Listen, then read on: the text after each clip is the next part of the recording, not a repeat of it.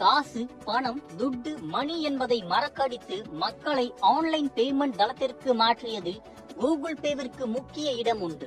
2025 ஜனவரி மாதத்தில் மட்டும் யூபிஐ மூலமாக நாடு முழுவதும் 23,48,000 கோடி மதிப்பிலான பண பரிவர்த்தனைகள் நடைபெற்றுள்ளன. இதில் கூகுள் பே வழியாக மட்டும் 8,26,000 கோடி ரூபாய்க்கு பண பரிவர்த்தனைகள் மேற்கொள்ளப்பட்டு இருக்கின்றன. இதனால் யூபிஐ பொறுத்தமட்டில் போன்பே தளத்திற்கு அடுத்த இடத்தை 37% பயன்பாட்டுடன் கூகுள் பே தக்க வைத்துள்ளது.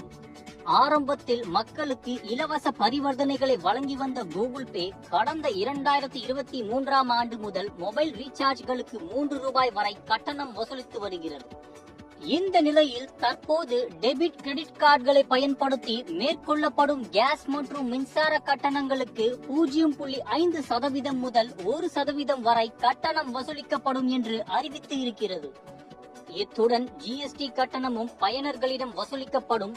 உதாரணமாக, நீங்கள் 100 ரூபாய் மின்சார கட்டணத்தை கூகுள் பே வழியாக செலுத்தினால் அதற்கு பரிவர்த்தனை கட்டணமாக 10 ரூபாய் செலுத்த வேண்டும்.